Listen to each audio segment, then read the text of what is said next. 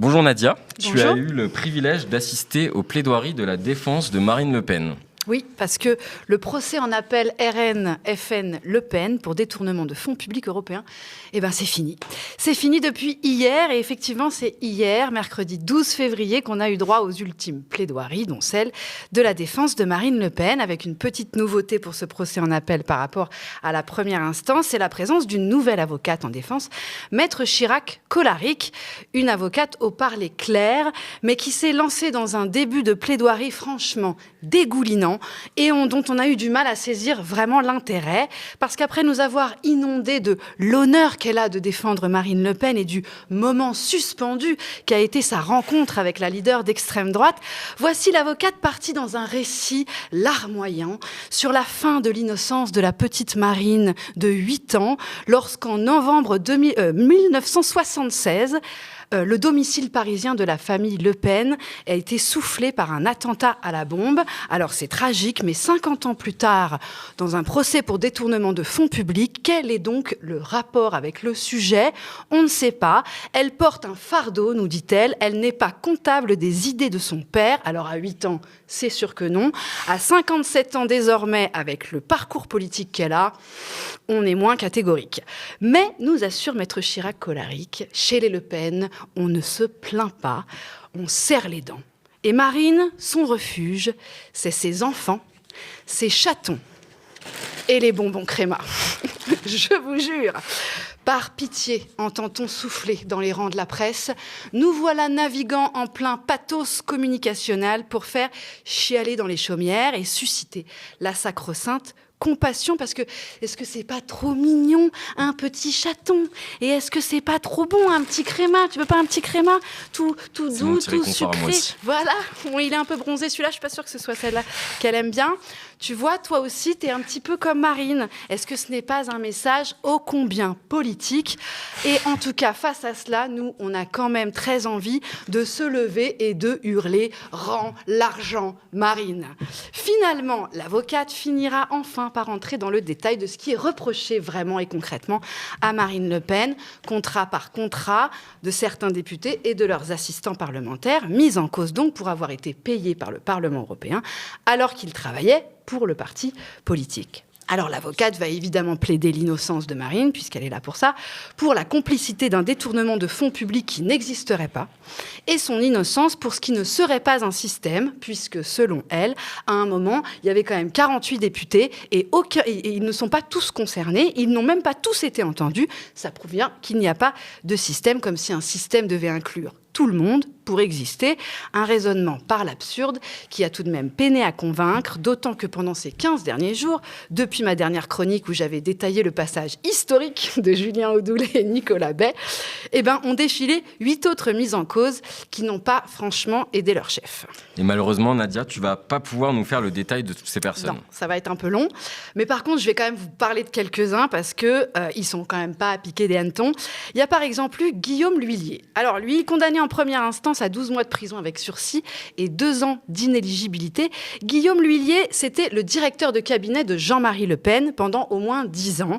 Et là, en tout cas, c'est comme ça qu'il apparaît dans l'annuaire du parti. Et ce titre, il le kiffe grave. Il le met partout dans ses SMS, dans ses mails, on le retrouve partout, comme un chien dépose son jet d'urine. Mais il se trouve qu'au même moment, Monsieur L'Huillier est rémunéré par l'Europe en tant qu'assistant parlementaire de Bruno Gollnisch, puis de Marine Le Pen, puis de nouveau de Bruno Gollnisch, et ce pendant 10 ans, entre 2005 et 2016. Or, en 2015, le Parlement européen finit quand même par tiquer. Et alors, que fait Monsieur L'Huillier ? Pas con le garçon. Il a ajouté parlementaire à son titre de directeur de cabinet, ce qui nous donne à la fin un directeur de cabinet parlementaire. Quand même pas idiot. La présidente de la Cour s'est quand même demandé, comme on se le demande tous d'ailleurs, qu'est-ce que ça recouvre comme notion, directeur de cabinet parlementaire ?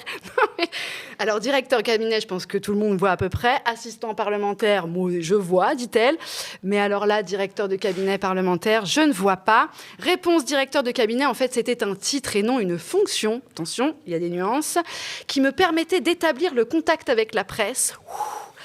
Il dit aujourd'hui qu'il était bien assistant parlementaire et que le titre de directeur de cabinet lui prenait moins de 2 heures par jour. Problème, l'huilier travaillait à temps plein à Montretout, chez Jean-Marie, mais en plus, il ne se souvient d'aucun travail parlementaire et il reconnaît aujourd'hui ne rien connaître du règlement du Parlement européen, malgré ses 10 années supposées à y avoir travaillé. Et d'ailleurs, il n'a gardé aucune trace d'aucun travail. La présidente lui dit « Mais vous ne pouvez donc justifier de rien, d'aucun travail d'assistant parlementaire, rien, aucun document. » Réponse, attention, reprends un petit créma. À cette époque, j'ai changé de femme, de chien et de numéro de téléphone. Et en plus, je ne conserve rien. Petite pensée émue pour l'ex-femme de M. L'Huillier et l'avocate de Marine Le Pen de le défendre. Il n'y a aucune obligation d'archivage, plaide-t-elle. Alors ça, on est d'accord.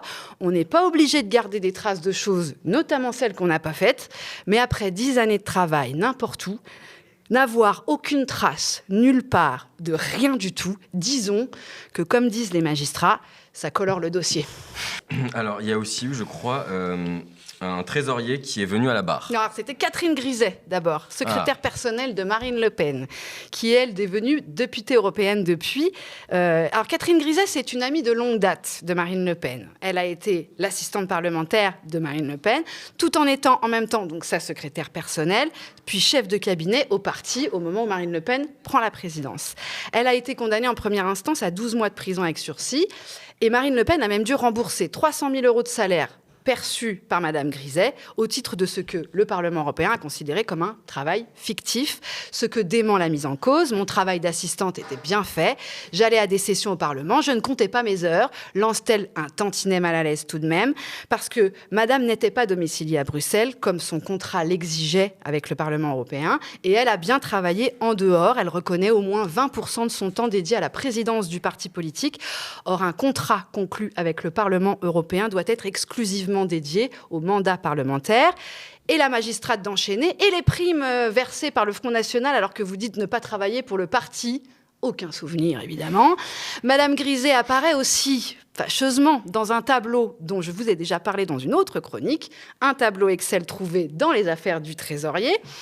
Ce tableau s'appelle « Payer autrement » et il recense les identités et la fonction de personnes qui travaillent au Front National, mais qui sont payés autrement par des associations proches du FN ou par l'Europe.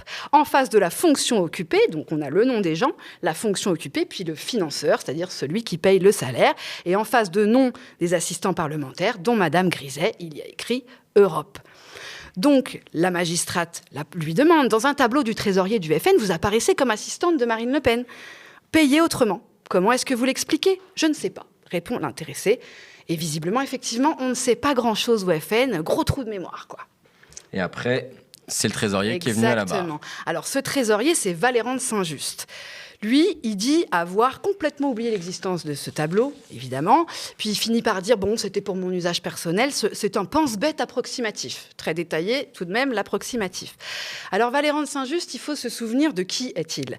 C'est la vieille garde de l'époque de Jean-Marie. Il a 75 ans, c'est un catholique traditionnaliste qui adhère au FN en 1987 et qui est un ancien militant du GUD, un groupuscule d'extrême droite bien connu. Il devient trésorier du FN en 2009 et il est condamné en première instance à 3 ans de prison, dont 1 an sous bracelet électronique et d'une peine d'inéligibilité de 3 ans avec exécution provisoire. Il a longuement été interrogé à la barre, puisqu'il est quand même au cœur de ce que les juges, enfin en tout cas de ce que les juges en première instance ont conclu être un système.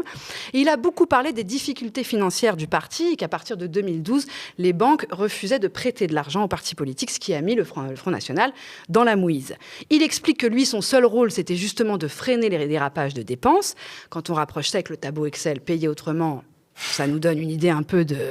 Voilà, le Parlement européen, c'était quand même bien pratique.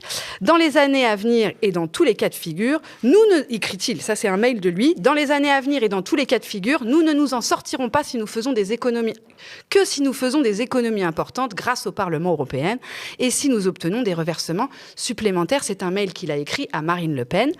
Valéran de Saint-Just est aussi l'auteur d'un autre mail de 2014 en réponse à un eurodéputé fraîchement arrivé, M. Schaffhauser, et qui s'inquiétait des demandes de la présidente, Marine Le Pen, de leur réserver leur enveloppe parlementaire, une partie de leur enveloppe parlementaire, justement pour employer des salariés du Front National.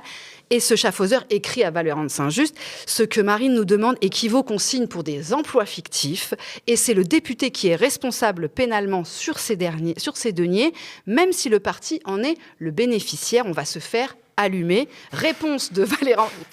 2014, il a eu le nez fin. Valéran de Saint-Just répond une demi-heure plus tard: je crois bien que Marine sait tout cela. Devant la cour d'appel, le trésorier s'explique, puisqu'on lui demande quand même, ça veut dire quoi, Marine sait tout cela, qu'elle est au courant, attention, acrobatie à ne pas reproduire chez vous, reprend un petit créma. Marine connaît les textes et elle est parfaitement prudente. Voilà. Donc lui, il écrit: Marine sait tout cela, que ce sont des emplois fictifs et tout ça. Donc l'interprétation de celui qui écrit ces mots: Marine connaît les textes et elle est parfaitement prudente, prétend-il. Je ne peux pas imaginer Marine Le Pen commettre une infraction, nous aussi. Il ajoute: rétrospectivement, je m'en veux, j'aurais dû préciser, je regrette ne pas en avoir écrit plus. La défense est donc claire, il n'y a pas d'intentionnalité de commettre des délits pour eux. Des erreurs administratives ont pu être commises, mais la bonne foi est complète, clame Valéran de Saint-Just. La défense de Marine Le Pen entérine cette stratégie. Marine Le Pen ne renie rien de ce qu'elle a fait et de ce qu'elle a dit, a plaidé Maître Chirac-Colaric. Si elle a commis une infraction, elle n'avait pas conscience de le faire, elle ne s'est jamais dérobée.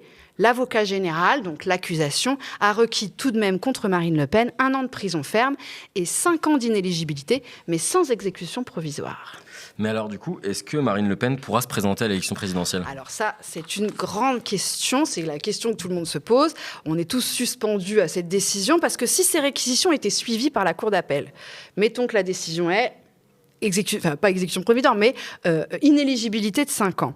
Cette peine pourrait empêcher Marine Le Pen de se présenter, évidemment, mais elle pourrait être suspendue par un pourvoi devant la Cour de cassation, et Marine Le Pen a déjà dit qu'elle ferait un recours devant la Cour de cassation en cas de confirmation de condamnation en Cour d'appel. Mais ce pourvoi en cassation, il y a un flou juridique sur qu'est-ce qu'il suspend.